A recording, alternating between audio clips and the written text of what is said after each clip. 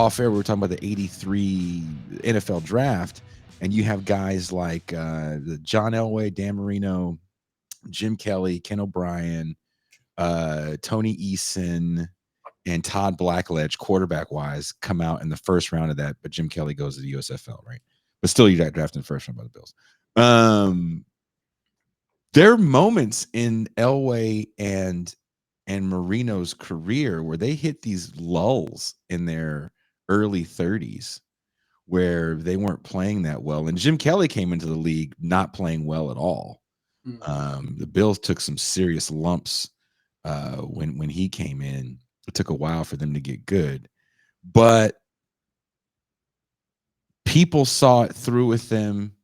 Coaches were allowed to have maybe subpar seasons, and those guys became Hall of Famers that did some of the most fantastic things on a football field that we still talk about today. Elway went to 3 Super Bowls in a row with the Broncos, not winning any. Eventually won them in the 90s towards the end of his career. Jim Kelly went to 4 Super Bowls in a row, sadly not winning any. And Dan Marino breaks every passing record until Peyton Manning ends up breaking his record. A decades later, almost 30 years later, he breaks those records. And in a 16-game season, let's mind you that. Now we have an extra game and no one's broken Peyton Manning's record in a pass-happy league. But there's ebbs and flows of these guys' careers that you went through. Every year wasn't a perfect year. Eric Dickerson comes out in that 83 draft as well. His second season is a phenomenal season, but he never sniffs a Super Bowl with the Los Angeles Rams, and then he goes and has a blockbuster trade to the Colts and doesn't sniff a Super Bowl there as well. But still, we look at these guys like Jim Kelly could slap a baby in Buffalo, even though he never won a Super Bowl there. Dan Marino could slap a baby, and various ethnicities of babies too, because it's very multicultural in Miami. And Dan Marino get away with it. Nobody's going to say anything. Never won a Super Bowl. I don't know if that happens now, because I do think, to your point, with sports betting and fantasy sports, there's this different valuation we have on people, and the way we see the game is almost through this like McKinseyite analyst lens. So we just look at people like widgets. They're not on a pedestal anymore. They're just widgets that you can move around. So regardless of the sports you play, if you stay with the team, like, it made me sad that Klay Thompson had to leave the Warriors, because he's a fixture in the Bay Area. He actually lived not far from where I was living with my son's mom. He was cool with people in the community. That goes a long way when you're actually in the community which you play in. But how do you feel about that, Clark?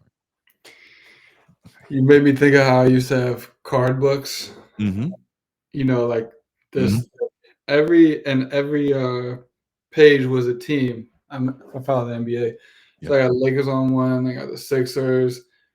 But to this day, I can name like every long-term player from the 2000s for each of these teams, because they generally stayed put, and you kept having battles over and over, year after year, that lets you get into what I think is one of the main things missing from sports with it, which is some narrative. Like, the narrative aspect of sports has been completely bulldozed by the commodified compartmentalization, the statistical fetishization of players, and like you're saying, the mix and matching. You see this in the league. It drives me crazy that. And I am a LeBron stan. Like, I will never, But he's your goat. He's your goat. That's what you grew up watching. Oh, the move to Miami is like, you could mark it there, but you get after that all of these odd conglomerations. The most recent one is the back-to-back Brooklyn Nets to Phoenix Suns, where you have owners who clearly don't understand that it's not only about narrative, but continuity across years, which develops team chemistry. This is why the USA, I think, is going to continue to struggle in Olympics. You can bring out the best talent by a mile, but if you're playing teams that know each other and they play a type of basketball that's probably actually a little bit more efficient than what has come out of the NBA as of late, you're not going to win. You're not going to win. Like, if you just break down, the way that this works into the game, if you look at a stat like passes per game in the NBA, the Americans go to the Olympics and we average by far the least passes per game of any of these national teams. And we wonder why a country like Serbia, which shouldn't compete with our New York All-Stars, let alone our American All-Stars, is running us up 15 in the fourth quarter. It has something to do, I think, with passing. And passing has something to do with team continuity. It's not that these players are selfish. It's that if you constantly churn players through, you're not going to know how this guy rolls to the hoop. You're not going to know where this guy likes to catch coming off a curl. You're just not going to know that. So you're not going to pass. You're going to do what you know how to do, which is amazing to watch. I love to watch it probably more than the next guy. But there is something that is being lost here. And there seems to be no corrective, even though the teams that are winning are the teams that aren't doing this. The Denver Nuggets in the league, the Kansas City Chiefs in the NFL, the teams that are making an effort to build foundational teams, to allow coaches to coach, to allow players to learn how to play with each other. They're winning. It's not that close. I think we got a false idea with LeBron that you can, in the league, just kind of put players together. And it's like, no, LeBron can do that. You can't do that. But it is a bit increasingly hard to watch the trajectory and not see where it's going to end. Like, when is the turn going to come back towards, if ever, a different kind of relationship with team chemistry, sports, and the like? Well, we're getting a big dose of it with the NIL, and it's not going to get better with NIL, right? Because in the transfer portal, well, there's some pros to it. Like, I think players should be able to transfer and make money. They should be as much money as these cats been making. I don't know if you saw recently, Reggie Bush just filed a lawsuit against the NCAA for using his likeness on all those games in the early game where he's on the front. Yeah, man. Reggie Bush was a joystick in college and kind of in the first part of the NFL till he gets hurt.